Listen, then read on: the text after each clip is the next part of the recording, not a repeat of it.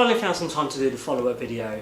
Been meaning to do it for a long time. Apologies to those who mentioned in the comment and who I replied to saying it was going to be kind of coming soon. It's taken longer than I thought. Originally it was going to be a 2 weeks later, then a 3 weeks later, then a 4 weeks later. It's now more of an 8 week later, but the good thing about that and the silver lining is it means I've had a little bit more time with the S8, a bit more time with it as my daily driver. There's been some ups, there's been some downs, there's been some good, there's been some bad. The big question is, have I kept with the S8? Did I switch back? Drum roll, please. I stuck with the S8. So, I'm going to go through a few things which I really love about this phone, some things that are a bit meh, some things that I miss about iOS, some things that I love about Android, and some stuff that I hate about Android. But it's going to be more of this and less of this, and once I've finished, please feel free to give it a thumbs up if you like it, subscribe if you really like it, and leave a comment below. Let's check it out. So, as I mentioned, there's going to be more about the handset and less of my ugly mug. So I'm just going to talk through the things that I really love about the phone and the things that have made me really kind of keep the device over going back to the iPhone. First and foremost, the design. The more I've used this phone, the more I actually realised that Samsung have done an absolutely phenomenal job of making a beautiful piece of hardware. Now, in fact, let me do this before I start. So I've actually got a skin, not a skin, I've got a case on mine as well. I've actually got a skin and a case. Sorry, let me correct myself. So I've got one of these ridiculously thin cases on it, which look like it has no case on it. It probably adds no protection whatsoever, but I like it because I'm not a massive fan of cases, and if I do have a case, I like the thin cases. So I'll try and put a link below where I got it from Amazon, but I can't remember the name of the company, but I'll try and put a link below. So if you guys are interested in this, you can get it. I also went for a D brand skin as well. This is not quite sandstone, but it's got like that kind of texture to it, just to stop it from being a bit slippery. But let's get that fingerprint scanner. But the design of the hardware itself is nothing short of breathtaking. And in fact, I'm gonna bundle two things together actually. So the design of the hardware and the screen together actually is what makes this a phenomenal package. Subtle things like getting rid of the home button on the front of the device and also removing the Samsung logo at the top and making it almost bezel-less. You know, they refer to it as the infinity display. It's just a joy to behold. It's one of those pieces of hardware that every time you take it out of your pocket, you're just really happy. It's a nice bit of kit. It's really good to look at. I can't fault it, to be fair, and it kind of shames Apple in a sense, because you know, Apple, when they first came to the game, they shook everything up. Their designs were light years ahead of some of the other phones that were out at the time, and it's almost like they've took their foot off the pedal a little bit and they've just slowed down. It's not to say Apple's phones are not nice looking phones and they're not built very well. You know, the materials they use are fantastic, but they haven't really pushed the envelope in terms of the design. You know, they've kept it very safe, whereas, you know, making a screen that wraps round, you know, making the device more kind of, you know, ergonomic, you know, that curve on the front and the back, making it more comfortable in your hand, changing the aspect ratio so you're getting more screen in a smaller chassis. That's kind of pushing the boundaries. And if you watched my previous video, I said this is as close to the futuristic phone that I had in my head that I've ever seen, and it really is. It just looks, you know, it's a 2017 phone, but you kind of think in 2-3 years time this is still going to look quite a fresh design. So design and screen, they're the first two things. My other negative on the iPhone is the fact that they're still using, you know, like the LCD. They haven't come around to the AMOLED yet. Now, I know it's a preference. Some people don't like those really bright colours. For me, you know, I'm a visual person, so I kind of like those colours that pop. So, you know, I've got an OLED TV, sorry, a QLED TV, so I like those vivid colours. So, you know, AMOLED's all the way for me, definitely. The next thing I really love, which has kind of won me over, is the customization. So you can see in the background I've got just kind of like a silly Mario wallpaper in the background. But actually, if let me just make another page. One good thing on here is if I have a background picture, whether it's lock screen or whether it's the main screen, I can actually see it, which sounds crazy, right? But on my iPhone, it was always hidden by icons, unless I made folders, you know, and put everything into smaller folders and just had one row across the top or one row across the bottom. And the other thing is, with my icons on my main screen, I can move them about. Go figure, right?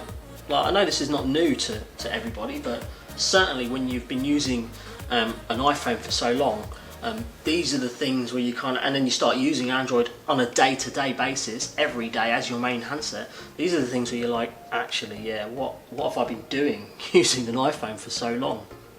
So yeah, you know, the flexibility of being able to customize it, not just that, but I tell you what, they've got so many different options on these Samsung devices. It's insane. So I can change the font, I can change the font size, I can change the keyboards, I can change the picture behind the keyboard, so I can have a picture on the keyboard itself or a theme for the keyboard. There's settings upon settings, probably too much, some might say, but there's just so much stuff you can do. One thing I did find a little bit strange, I didn't really want to go into the negatives yet, but I'll just quickly kind of interject. So when you've got your icons on the main screen, you can kind of press and hold on them, and it gives you a load of different options. So for example, one really good thing is, you know, on your iPhone when you're moving icons along, you have to press and hold it, it does that little kind of shake thing, and then you have to move it along. On here you can actually select multiple items, so again, making it easier for you. So then I can move a group of icons at one time. Absolute godsend. So if you are one of these people that just downloads loads of stuff and leaves them hoarding on your screens, and then one day you decide, actually, I need to tidy those up, it's really easy to tidy them up on here. Really simple, really effective. But yeah, the one negative I've come across so far is, you know, the little badges that you get, the little number counters that you get when you get a message. I haven't got a message to kind of show you. Now, every now and again I'll get a message come through, I'll read the message, and I think, great, read the message, the counter's going to reset itself. But no, it still shows the number. And the funny thing is, you'll get an option, there you go, that says clear badge. Now, sometimes you'll hit that and it doesn't clear the badge, which is really frustrating. And one of the things that kind of, I suppose the cynic in me kind of thinks, why would you have that clear badge option unless you knew there was a kind of issue potentially with it before it was released, if that makes sense? Yeah, it just seems a bit weird to me. But anyway, I'll come on to that a little bit more. Let's go back to the positives. So the other thing I really enjoy is the camera. So again, you hit that, double tap the camera. I have noticed it's slowed down a touch when I hit that double tap. When I first got it, it was a lot snappier, but in terms of image quality, it's phenomenal. Let me have a look and see if I can find an image. So let's have a look at some pictures. So that's one I took today. So the image quality is it's superb, and it's consistent every single time I take a picture. It's clear, it's vibrant, it's got the detail in it. I'm really impressed with the camera, really impressed with the camera. I literally can't fault it. It's one of the main reasons that initially kind of pulled me over, because I knew that the Samsung cameras were known for being really good quality, and it hasn't let me down. It's brilliant. It's really good. So that's that. I'm trying to think what else is a real good positive. The waterproofing and the dust protection as well. So yes, I know the iPhone 7 has it, but if I'm skipping, that's only obviously just been implemented. If I'm skipping back to previous devices, You know, we had to wait a while to get that as a previous iPhone user. And if I believe it right, off the top of my head, the IP rating is higher on this as well. So again, it's just a nice touch. And the other thing is obviously expandable storage. So I didn't think I would not need expandable storage, but it's nice to have. It really, really is. If I need to kind of, you know, I've got 128 at the minute. That's probably more than enough for me. If I feel that, I can just replace it. I can, if I'm doing, for example, if I'm doing projects with videos, I can just get multiple kind of cards or make content on this phone and then take the card out of this and put it in the camera, or take the card out of this and put it straight into the Mac.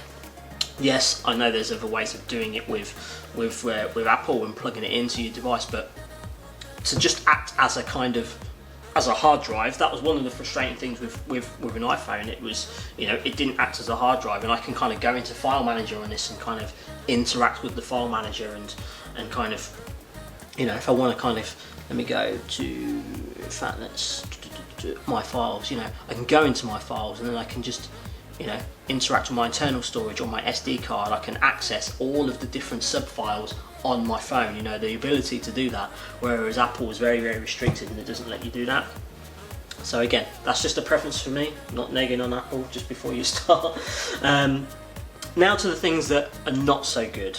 So battery life. Now, when I first got this, the battery life was okay, it was getting me through the day quite comfortably, but recently it has started to behave a little bit strange. And if I find the battery, where is it? Let's just type it in, because I always get lost with these multiple settings. There we go. So you can kind of go into the battery, you can see kind of how much time and what's kind of draining it, and it's really strange. So Sky Sports for me always drains battery. I don't know why. I closed the app, it still continues to do it. Phoenix, which is a Twitter application, that's another one that's recently started to do it, and it gives you this option here where like it will identify which ones have been using. Like I haven't used Phoenix in the last hour, but in the last hour Phoenix is draining most of my power.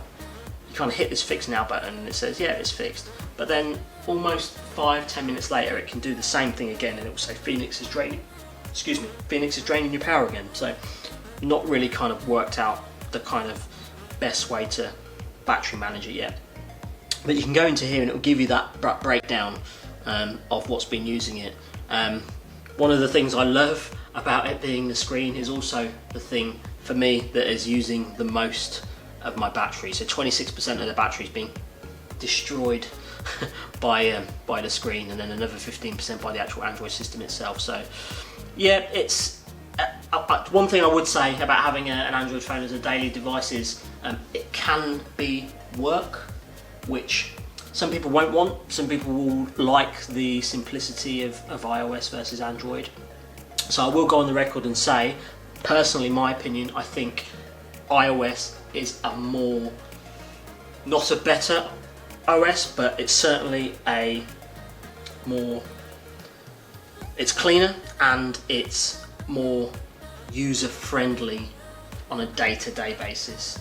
Because it's so simple, not a lot really goes wrong. I don't mean simple as in it can't do a lot, it's just because of the way it's laid out, the way it works, the way certain restrictions are in place for certain different things, it's a lot more kind of reliable, I suppose, you know, than Android on a day-to-day basis.